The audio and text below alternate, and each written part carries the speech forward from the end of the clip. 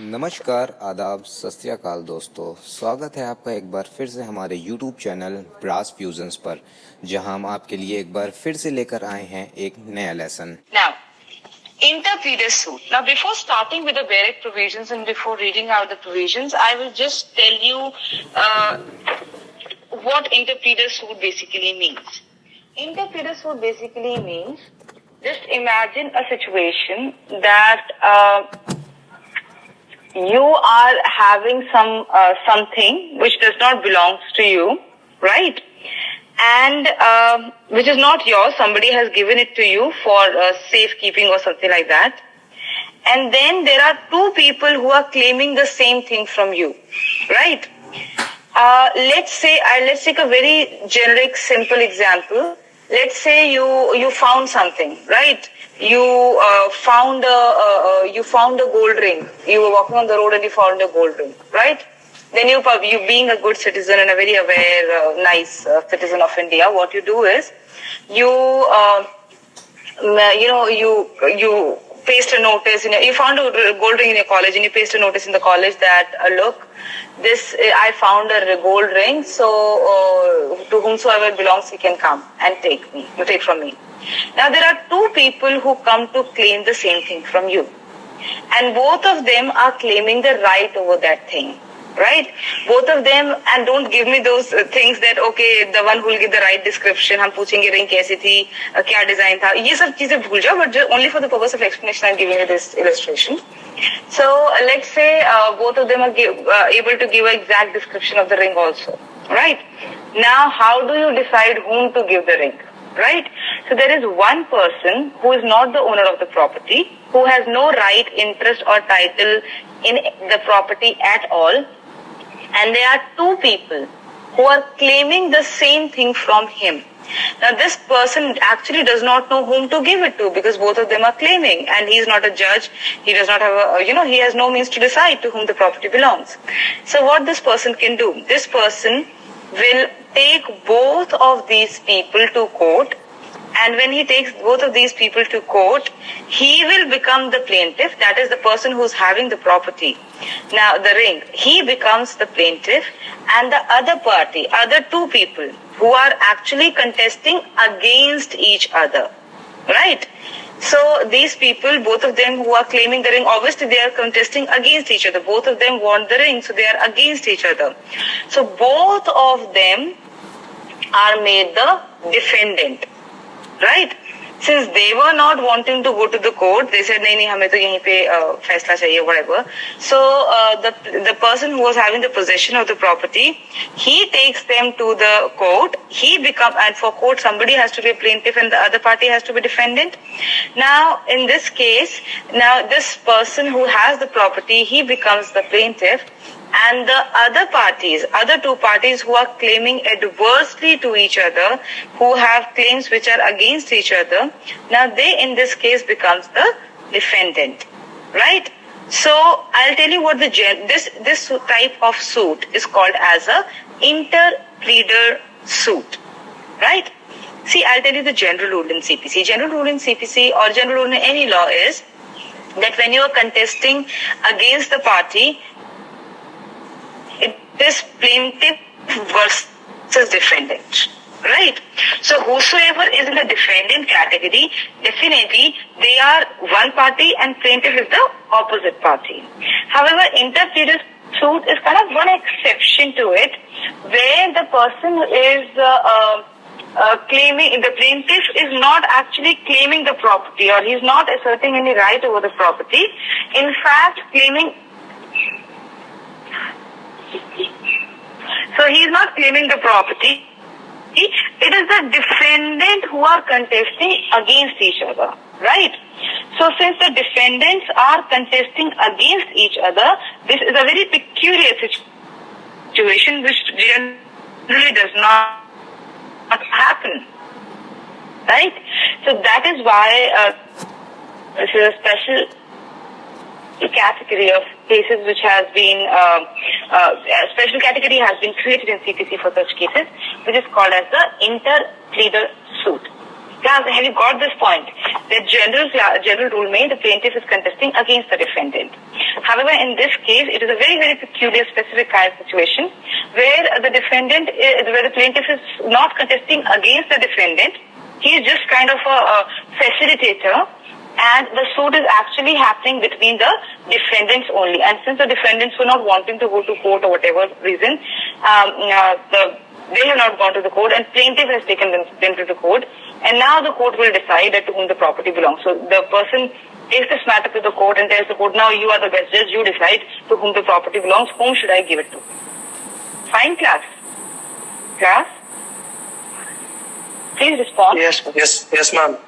Yes, ma'am. Okay, let me read out the sections, it will become clearer now. Alright, section 88.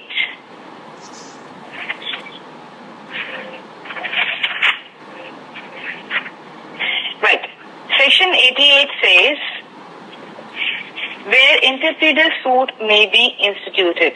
So what are the cases in which interpleader suit can be instituted, or interpleader, a plaint for interpleader suit can be filed, or the case can be started? Right? Now, where two or more persons claim adversely to one another the same debt. So firstly, there has to be two or more people. I just give you an illustration of two people. There can be a situation. Nasser, thank you. You have given us the provision. Okay, Utkarsh, you have a question, ma'am. Why would he be paid to file a suit where he is not claiming any benefit? I'll tell you, Utkarsh. He will be filing the suit because he is having a property and he that person should take it. Right, and he should get his lawful charges. Let's say the property was kept, is with him. Somebody has kept this property in his godown. So he's charging money for keeping the property in godown. Now there are two people who are saying this is my property, and he cannot decide. Right? So in that case, he needs his dues also. So that's why. And he will bear the cost. Anjali, I'll come to all this thing. He is not going to bear the cost of the plaint because the court is going to order the cost of the suit to be paid to the interpleader. Right? So let me just come to the provision and all these questions will be answered. Right. Now, okay. Where there are two or more persons claim adversely to one another, so there can be two people or more than two people who are claiming adversely to one another, which means they are contesting against each other, right? And what are they contesting for? They are contesting for the same debts. There is some money involved, or there is some money, or other property movable or immovable. Okay? From another person, which means that there is some money, some property, movable, immovable, or something is involved. Right, some kind of property is involved, and this property is with a third person, who in our case becomes a plaintiff, right? And who is ready to pay and deliver it to the rightful claimant. Such other person may institute a suit of interpleader against all the claimants for the purpose of obtaining a decision as to the person to whom the payment or delivery shall be made, and of obtaining indemnity for himself, right? Which means if he had to bear some cost for the purpose of a simple example, let's say the goods were delivered from goods were sent from some place and they were supposed to be delivered in Delhi. Now, when the goods arrive at Delhi, at that spot, two parties are claiming, okay, goods belong to me. Then how will the carrier decide to whom to deliver the goods, right? He will deliver the goods. Let's say he was told that you deliver the goods at this spot and the parties will come and collect it, right? Now there are two parties who are coming to collect it, and right, this is again a hypothetical this situation, because obviously जो भेज रहा है वो बताएगा कौन सी party को देना है, but let's say जो भेज रहा है वाले पार्टी वाला नहीं है. In that case, both of them are claiming, so carrier has to recover his cost also, the cost of taking the goods from one place to another. So that has to be paid to the carrier. So he will decide. He obviously has to go to the court to decide कि एक तो मेरी cost दिलवाई और दूसरी बात कौन सी party को I should give the goods. You tell me please. And the cost that he's going to incur to file the suit and all that will be given back to him. So don't worry about that. Fine? Okay. So there are two or more parties who are claiming adversely or against each other, and they are contesting for what? They are contesting for same property or same money, or some sum of money, which is the same amount of money which is there.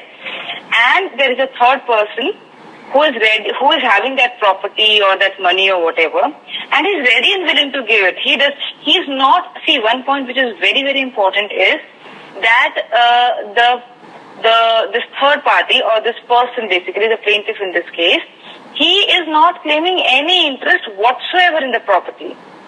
He has no interest, no claim, he is not asserting any claim, right, interest over that property at all.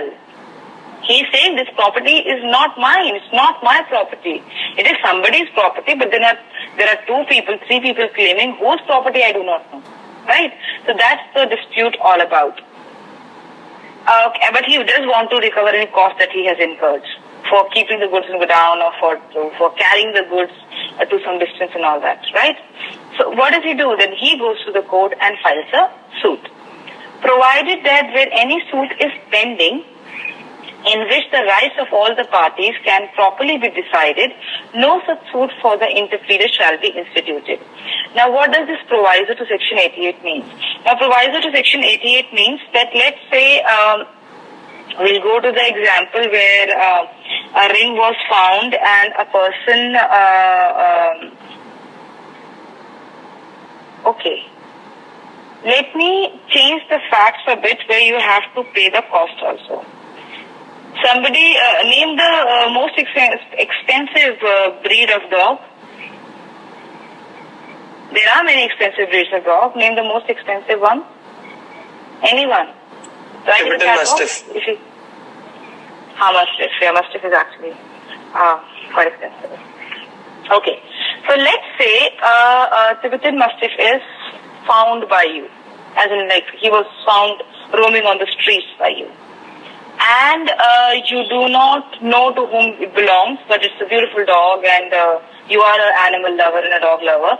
So what you do is you take it to your home and he's actually hurt also. You take him to a veterinary doctor also, and you take it to your home, you feed him, and obviously you complain, you give a notice about this to the concerned police station, and everywhere possible. You paste notice that I found a dog. Anyone, you give an ad in the newspaper, you post it on social media that anyone who I found this dog, whosoever is the owner of the dog, please contact me and all that. So there are two people who, and if you have kept pets at your place, I do not expect any such unfortunate event to happen to you, but this did happen to me. I had a beautiful dog. He was a Bakarwal dog that was bought from Afghanistan, and beautiful, very healthy dog. But somehow what happened that in the morning, because we had a huge lawn, he used to roam there, but somehow they always make a place to go out. So he escaped from the fence and then he was nowhere to be found. So for 1 week, we filed for police complaints, everything we did, and we were looking for him throughout, Delhi and going everywhere. And, for your information's sake, there are professional dog robber, the people who professionally steal dogs, especially the expensive ones, right? So after, we did recover the dog, but after he came back, he was in so much of trauma. He was in so much of trauma that for 1 month he could hardly, he was just lying down and not, being himself and it took him almost a year to, not almost a year, but at least 6 months to, become normal as such, because he could not recognize people. So that is also one thing which can happen with dogs. All right. So, where was I? So you have found a dog and you are feeding that dog and you are taking him to vet and you're paying for his expense, for his, for his medical treatment and all that. Now, after let's say 2 months, there are two people who approach you, and they are claiming that they are owner of this dog, right? Now, what happens is you do not know, and dog is in again a traumatic state, and he cannot recognize anyone, so you cannot find out who the owner is. So what you do is you file a suit, interpleader suit. Look, this is not my dog. I do not intend to keep this dog. I have no interest in keeping that dog. But there are two people who are claiming this dog. So please decide to whom this dog belongs and give it to him. But I have spent a great deal of money on his treatment. He was badly injured, so I had to take him to regular visits to the veterinary doctor also. So I want the recovery of that money, and also I want recovery of the cost of filing of the suit. So this is one of the illustrations where you have incurred the cost because of this and you want it recovered. However, if the situation is that before you could go to the court, one of the parties went to the court, right? When one of the parties went to the court against you, right? The party says, this is my dog, somebody found it, now I'm claiming it and he's not returning it to me. Right? If such suit is already pending, that's what the proviso says.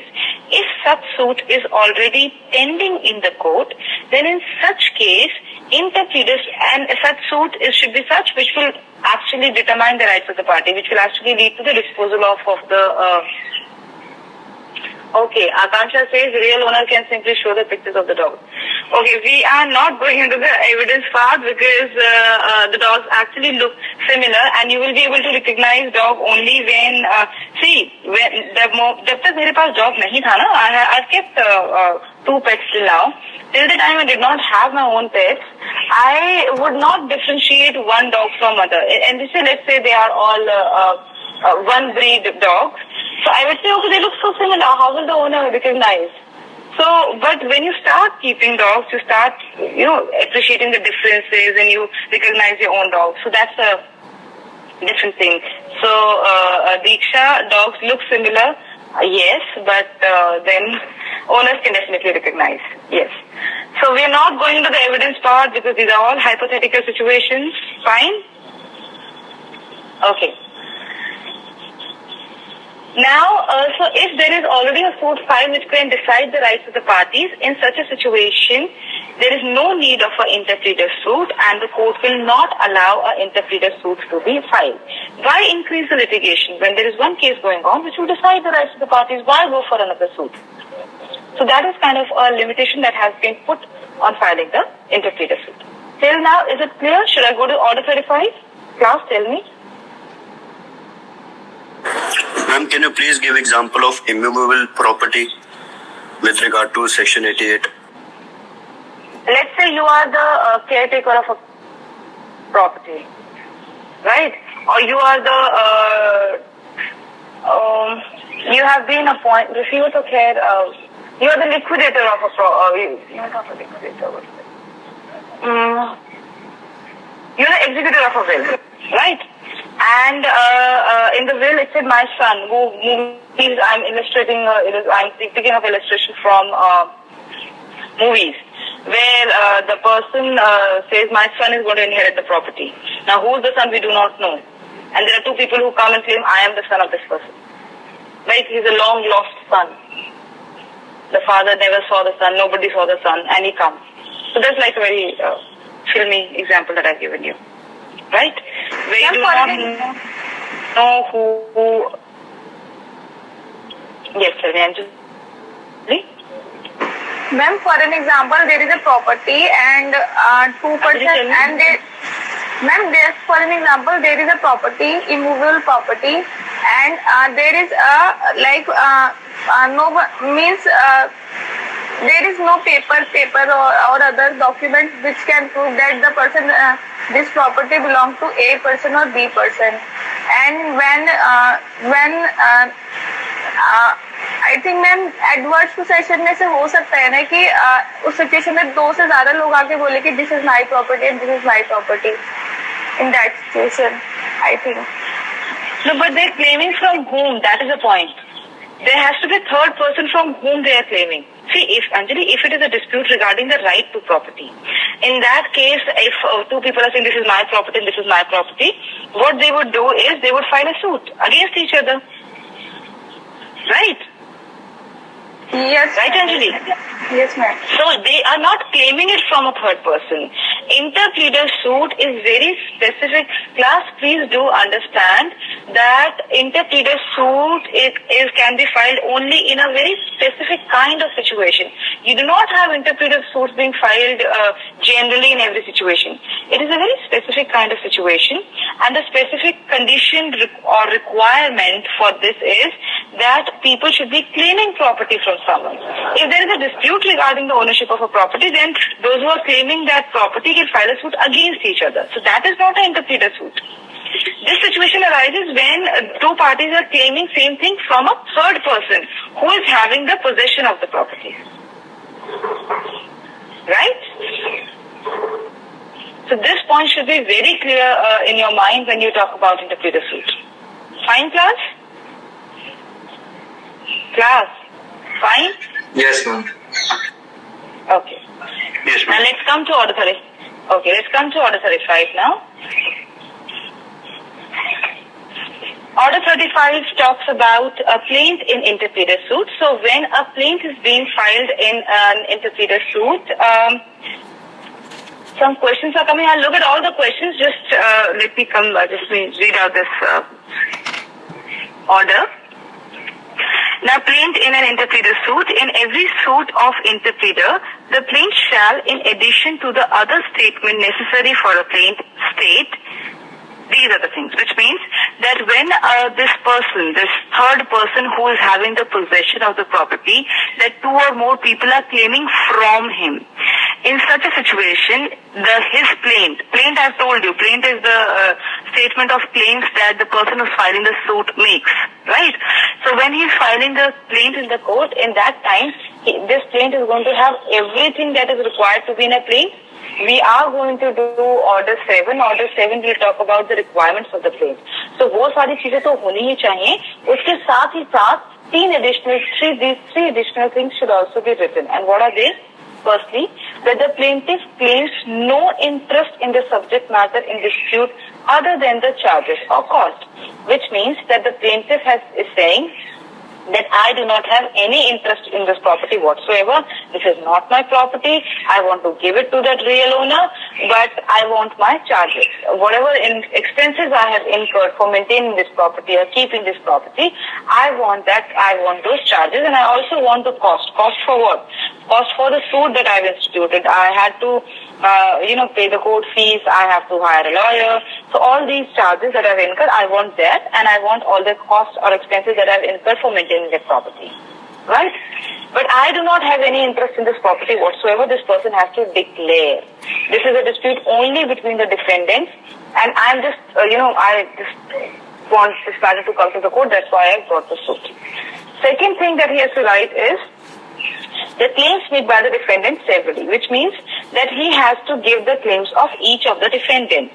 Let's say that person is claiming property on the basis of the fact that he inherited this property from his father. Then he has to write, Mr. A is claiming the property on the basis of inheritance. And let's say the other party is claiming the property on the basis that it was gifted to him by that father, or by the owner of the property. Then you write, Mr. B is claiming the property on the basis that it was gifted to him. Right? So I do not know whom to give the property to. So you please decide. So whatever be the claims of the property, whatever be the arguments of the defendants, why, on what basis they are asking the right over that property or that money or that movable thing or immovable thing, that has to be stated. Now thirdly, that there is no collusion between the plaintiff and any of the defendants. Now he also has to make a declaration. Collusion kya hota hai? You have done it in Family Law 1. Tell me what is collusion? Anyone?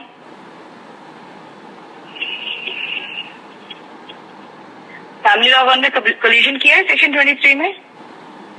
When you're talking about divorce by mutual consent, there should be no collusion between the parties. No other you have done. There should be no collusion. All right, no issues. Collusion basically means when two parties join hands to fool the court. So collusion is basically when you want some kind of relief from the court which is not otherwise possible. So आप लोग क्या करते हो? The opposite parties come together and they kind of make up a situation so that the court will give them the relief that they wanted. Right? Now, in context of secret or illegal cooperation or conspiracy in order to deceive others. Yes, Hassan, this is the meaning of collusion. So when we talk about collusion in legal sense, that means you're trying to get some relief from the court. You're colluding with each other so that you can fool the court and get the relief that you want. Right? So the person has to give a declaration that there is no collusion between the plaintiff and any of the defendants. Right? Now, yes. Can you give an example of collusion in respect of interpleader suit? Okay, example of, just give me a moment.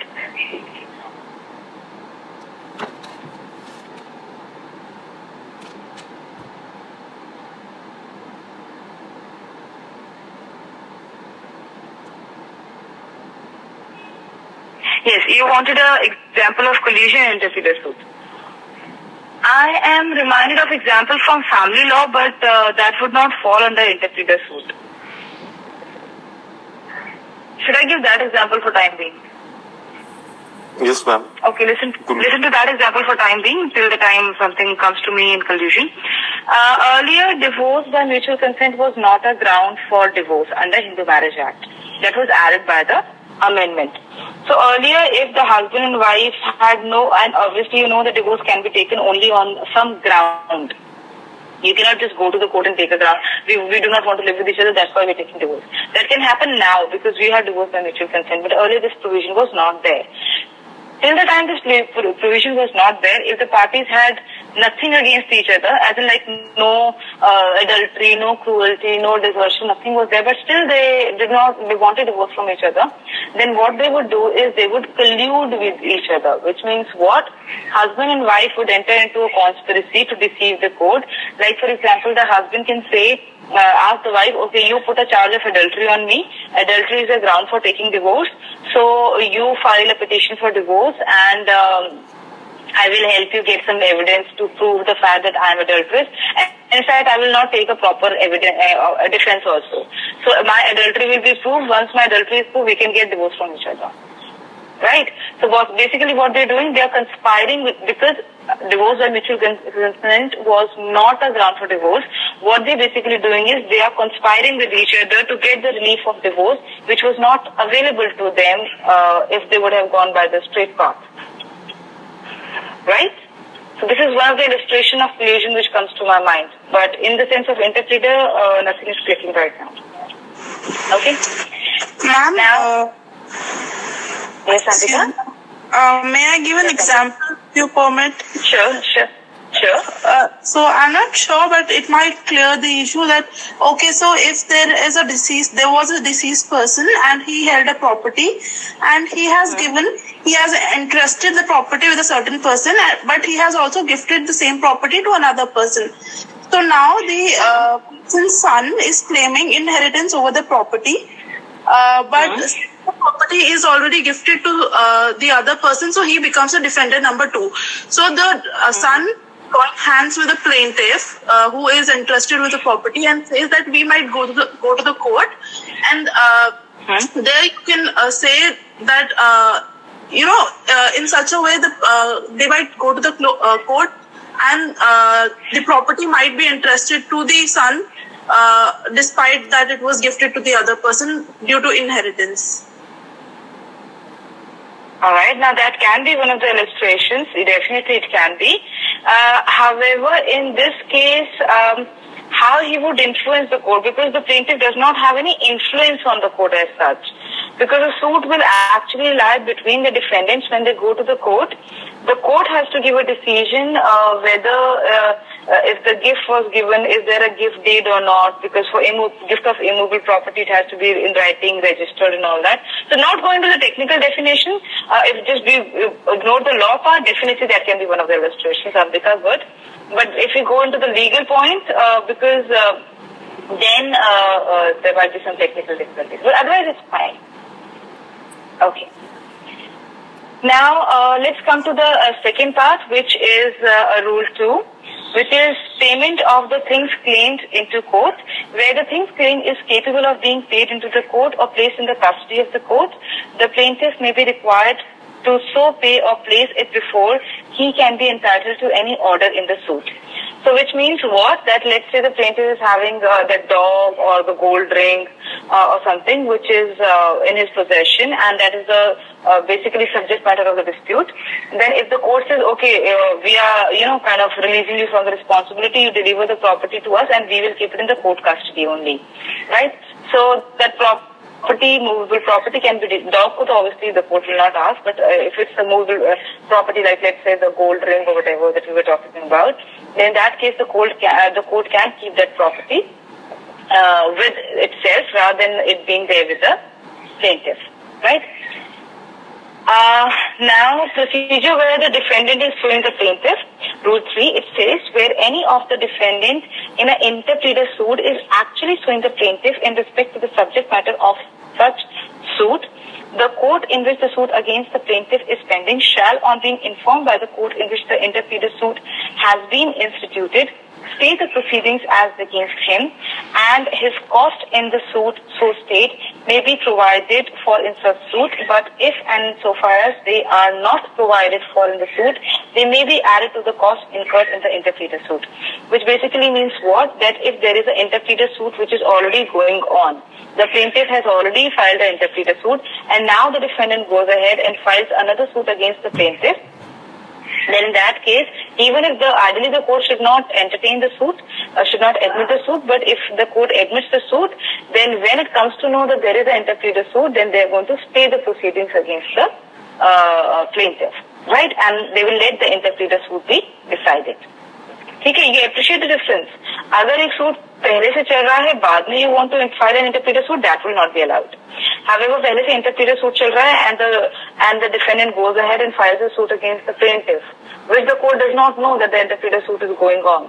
In such a case, what will the court do the moment it comes to know that the interpleader suit is going on? In that situation, the court will stay the proceedings of that case and it will tell that the interpleader suit be decided. Fine? Now, Rule 4, procedure at the first hearing. Now, what happens at the first hearing? I've told you the way the criminal court works is, first there is a plaint that is filed. After the plaint, there is a written statement that is filed. After the written statement, there is, both parties will be called to the court, right? Now, that is the date of the first hearing. Now, at that time, the court is going to frame issues and all that. That is in a normal suit. Now, let's see what happens in the case of an interpleader suit. Interpleader suit में क्या होता है? At the first hearing, the court may. What are the things that the court can do at the time of first hearing? Okay, good. Fine. So, what can the court do at the time of first hearing? The first thing the court can do is declare that the plaintiff is discharged from all the liability to the defendant in respect to the thing that has been claimed, award him his cost and dismiss him from the suit. Which means it will tell the plaintiff, okay, you have done your job. Now you are no longer responsible. We have taken over the matter. No, so now you are discharged from all your liabilities and all your responsibilities. So you can go now. And whatever cost you have incurred, that will be given to the plaintiff, right? Second thing, it can do what? Or if it thinks fit that justice or convenience so requires, retain all parties until the final disposal of the suit. Or if the court feels that no, we cannot, let the plaintiff go right now. He needs to stay till that the suit is properly disposed of, and this is what the justice requires. So in such a case, the court can ask the person to stay on, right? Now, second thing, where the court finds that the admission of the parties or any evidence enable it to do so, it may adjudicate the title of the thing claimed. Right. If there is, let's say mostly, if the evidences which are there in the case and other circumstances are such, then the court can give a decision on the title of property at the first hearing itself. Right. बाद में तो देगा ही देगा.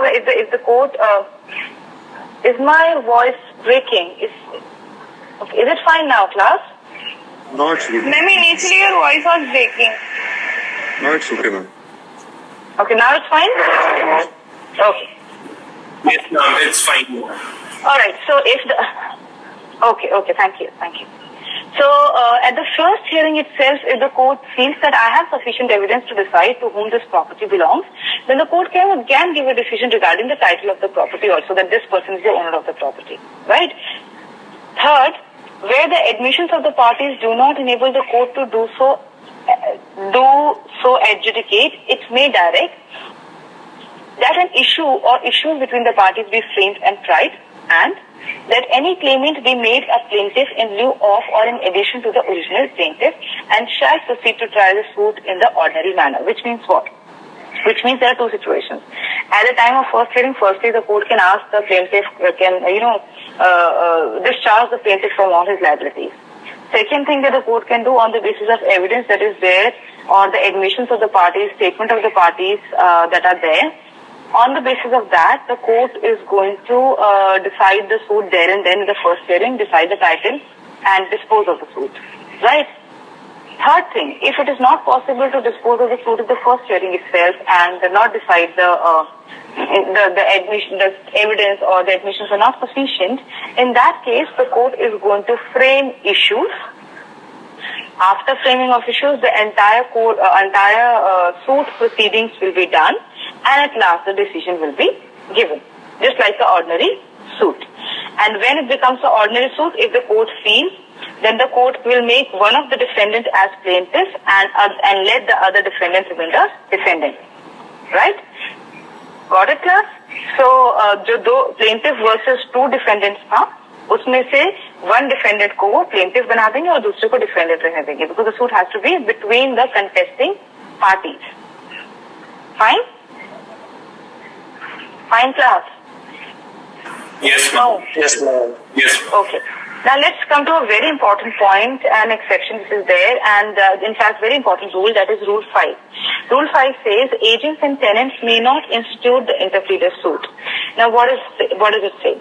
Nothing in this order shall be deemed to enable the agents to sue their principals or tenants to sue their landlords for the purpose of compelling them to interplead with any person other than the persons making a claim through such principals or landlords. Now this rule basically puts a limitation on the power of agents and tenants. Now agent, you mean agent is a person, and there's a whole law of agency, and when you're doing partnership, you would have done the principle of agency, that when one person is authorized to act on behalf of the other, then the person who is acting becomes the agent, and the person on whose behalf is doing that work becomes the principal. Right? So there are certain rights and liabilities that are there for agent and principal. आपके behalf पे, आपके लिए, आपकी authorization के साथ अगर कोई काम करता है, that person is your agent and you are his principal. Right? So this rule says that an agent cannot file a suit against his principal. Let's say there is some property which is with the agent, and the principal is claiming him, and some other person is also claiming the same property, right? Now the agent cannot take his principal and the other person to the court, because these are some kind of there is a kind of a relation of mutual trust and confidence between an agent and a principal, and a tenant and a landlord. Because tenant is let's say tenant किसी के घर में, आप किसी के घर में किराए पे रहने जाते हो, you become the tenant of that person, and later on you are the one who is in possession of the house. Now there are two people who come to you and they say, okay, this property is mine, vacated. The other person comes, this property is mine, vacated. So you do not know who is the real owner of the property, but then you have taken this house on rent from somebody, right? So he is your landlord. If somebody else is coming to you and saying that this is my property and I am the real owner, so you will not pay the rent to the landlord from whom you took the property on rent, और आप मुझे दोगे, then you cannot take your landlord to the court for interpleading, because you have taken the property on rent from that particular person only. So these are basically rules which are because of mutual trust, confidence, and to maintain the sanctity of such kind of relations. These exceptions have been made. An agent cannot take a principal to the court for an interpleader.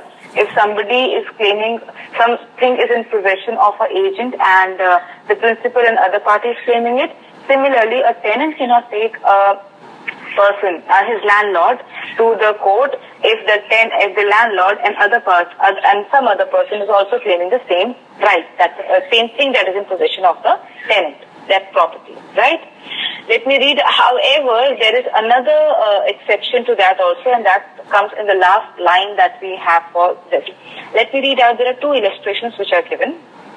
First illustration says, A deposits a box of jewels with B as his agent, right? So A is the principal, B is the agent. The principal ने क्या किया? He is given a jewelry box to his agent B. Now there is a third person, C. C alleges that the jewelry was wrongfully obtained from him by A and claims them from B.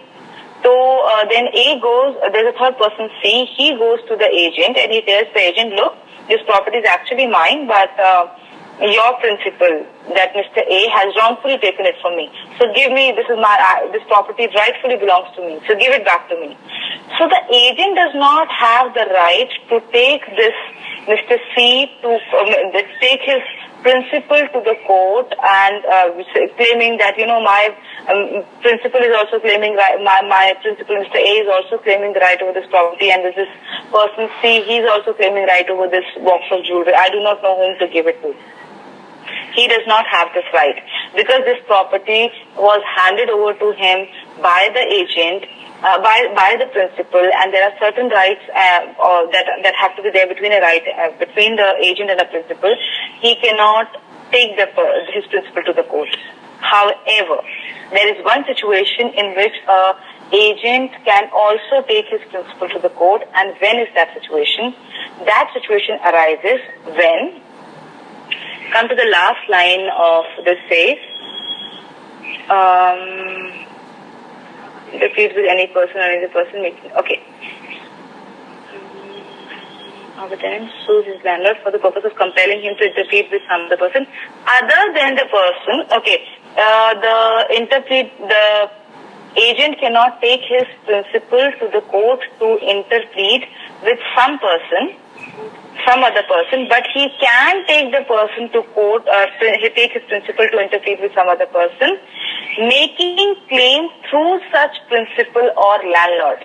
If some other person is making claim through the principal only, then in that case he can take him to the court. And that is explained in illustration B. And what does it say? It says, A deposits a box of jewelry with B as his agent. He then writes to C. A is the principal. He has deposited the jewelry box with B as his agent. Then he writes to C for the purpose of making the jewelry as a security for the debt due from himself to C. So he had made this jewelry as a security. क्या कहते हैं इसको? What is the legal term for it? Quickly, class, tell me. When you put some mortgage. No. Mortgage is immovable property. What is immovable property? Collateral. Pledge. ठीक है? Pledge होता है. Okay. Now, this person has made this property as a security for his loan that he has taken. The principal has taken a loan, and he has written a letter to Mr. C that this is a security for the money that I have taken a loan from you. Now, afterwards, what happens? That A and C, agent and Mr. C, the principal A and C are claiming this property from the agent. Now in this case what happens? A afterwards alleges that C's debt is satisfied and C alleges the contrary, that my debt has not been paid off. Both claim that jewelry from B. In such a case, B may institute the interpleader suit against A and C. So in this situation, what is different is that this right that C is claiming from the agent is through the principal only. आपके principal ने मेरे पास एक property रखी थी as a security for the money that he has taken a loan, that and he has not paid the loan. That is why I am asking you to hand over the property to me. So the right of this third person is coming through the principal, whereas the principal is saying that no, I have repaid the money, so there is no need to give the property to him, give it to me, right? So when the right of the third person is coming through the principal only, in such a case, the agent cannot decide whom to give the property. So in such case, he can give the property to he can take both the parties to court. Fine, class? So please understand this is, when we come to interpreter, section, rule 5 is important, which explains to you principal and the tenant and agent cannot take the principal or landlord to court, but they can take if the claim is being made through the principal or landlord themselves. Just read the illustrations 2-3 times. Then rule 6 talks about charge for the plaintiff's cost. This is what Anjali that you were talking about, where the suit is properly instituted. The court may provide for the cost of the original plaintiff by giving him a charge of the thing claimed or in some other effectual way. So whatever cost has been incurred by the plaintiff, that will be given to that person. Right? So if any one of you has any questions, we have 3 minutes left. I have a class at 10:30. So all those who have missed your attendance, quickly put your roll number. जिन्होंने पहले नहीं डाला था वो लोग. Please quickly put your roll numbers in the chat box. And if anyone has any... hello. Yes, tell me, Sriram. Ma'am actually problem है, मैंने आपकी डेली क्लास की है बट अटेंडेंस नहीं दिया. All right. Now, interpleader suit. Now, before starting with the barrack provisions and before reading out the provisions, I will just tell you what interpleader suit basically means. Interpleader suit basically means, just imagine a situation that you are having something which does not belong to you, right? And which is not yours, somebody has given it to you for safekeeping or something like that. And then there are two people who are claiming the same thing from you, right? Let's take a very generic, simple example. Let's say you found something, right? You found a gold ring. You were walking on the road and you found a gold ring, right? Then you being a good citizen and a very aware, nice citizen of India, what you do is you paste a notice. You found a gold ring in your college and you paste a notice in the college that look, I found a gold ring, so to whomsoever belongs he can come and take from me. Now there are two people who come to claim the same thing from you, and both of them are claiming the right over that thing. Right? Both of them, and don't give me those things that, okay, the one who will give the right description, हम पूछेंगे ring कैसी थी, क्या design था, ये सब चीजें भूल जाओ, but only for the purpose of explanation I'm giving you this illustration. So let's say both of them are able to give an exact description of the ring also. Right? Now how do you decide whom to give the ring? Right?